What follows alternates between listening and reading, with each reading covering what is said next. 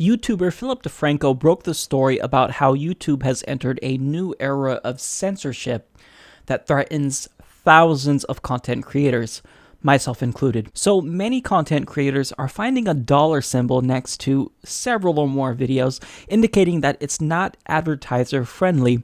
So what exactly does that mean? Well, according to YouTube, the following criteria makes a video not advertiser friendly, which includes but is not limited to sexually suggestive content, including partial nudity and sexual humor, violence, including display of serious injury and events related to violent extremism, inappropriate language, including harassment, profanity, and vulgar language, promotion of drugs and regulated substances, including selling and use and abuse of such items, and probably the most troubling aspect is controversial or sensitive subjects and events, including subjects related to war, political conflicts, natural disasters, and tragedies, even if graphic imagery is not shown. So obviously, this is all worded very vaguely, so as to give YouTube a blank check to censor any and all content that they want to for basically any reason. I mean, if you can't even talk about certain sensitive subjects such as war, well, can I criticize the Iraq War? Can I talk about the Syrian refugee crisis? Well, apparently not, because actually I've been hit by several of these as well, claims that my videos are not advertiser friendly. So let me give you some examples as to what they flagged from me. They flagged about 12 videos, discussions about police brutality against African American citizens, Philando Castile, Alton Sterling, Raynette Turner, Rokina Jones. All of these were flagged for me and were deemed not advertiser friendly. Now, I get the Philando Castile and Alton Sterling videos since, I mean, those I literally show them being killed by police officers, and I include the clips.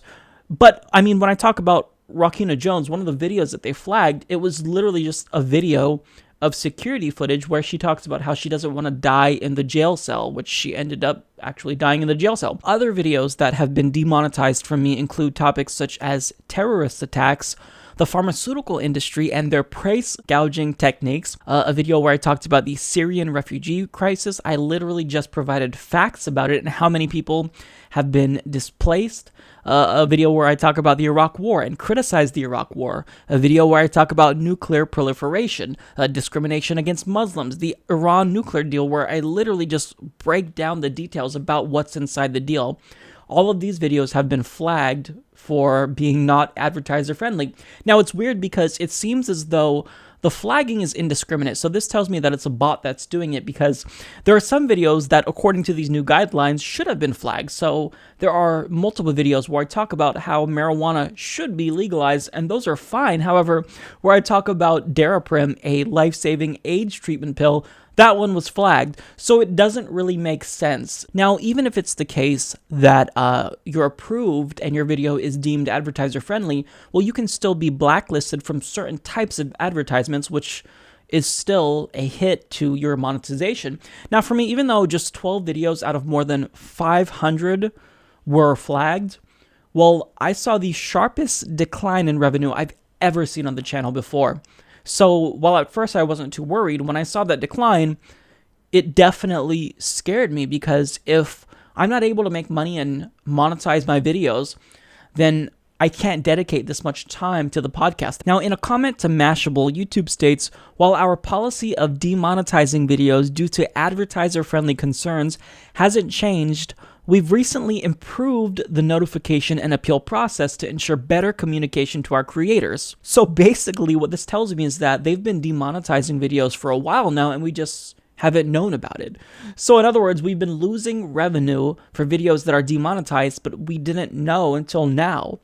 Well, that's still pretty problematic. That's harmful. I mean, even though we're monetizing these videos and we're making money off of them, we're making YouTube rich. So I think that they have to show us some respect, because we're what's keeping them afloat right now. Without us, YouTube would go away and Google would therefore lose billions of dollars.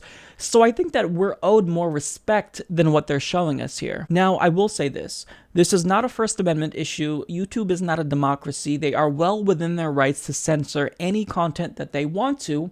But we still have the right to push back as a YouTube community against this form of censorship. I'm not so much worried about my channel as I'm worried about others who have a lot more offensive content. Because for me, I don't really curse very often in my videos, but I mean, I do sometimes talk about sensitive subjects. Often I'm criticizing politicians.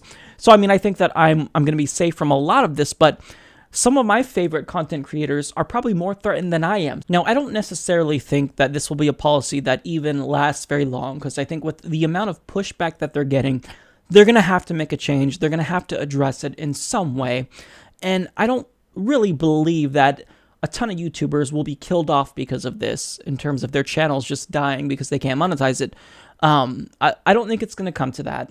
I'm a lot more optimistic than that. However, I do think that this is very troubling and problematic, and it has really got me seriously thinking about ways to grow the channel outside of YouTube and set up some type of contingency plan where I either increase membership benefits or we start uploading videos on thehumanist.report.com. I don't know what to do yet, but it's definitely, it has the gears turning in my head, because to think about the implications if YouTube, on a whim just decided to change their policies and started to censor certain types of content. I mean, my channel would obviously be targeted because we address very controversial topics related to war. And apparently, even if you don't show graphic footage or any pictures of war, just talking about it is grounds for them to censor your video according to their terms of service.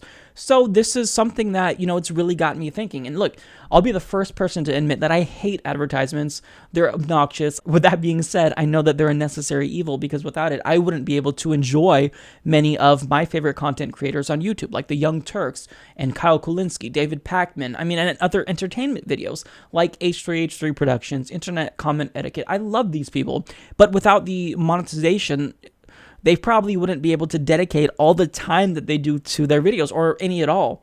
So this sets up a bad precedent, and I wanted to speak out against this as well, because as many voices as we can putting pressure on YouTube, that will influence them to change. Because if they don't change this, a competitor will rise up and could potentially surpass YouTube. So these types of Orwellian tactics, it may not be government censorship. It's not a First Amendment issue, but it still is an issue of censorship. And YouTube, they're not above criticism. So I think that we have to put pressure on them. Use the hashtag YouTubeIsOverParty on Twitter, on Facebook, because if we don't make a lot of noise about this, then YouTube will know that they can abuse their content creators and get away with it. So I'm glad everyone is speaking out, and I had to add my voice to that too.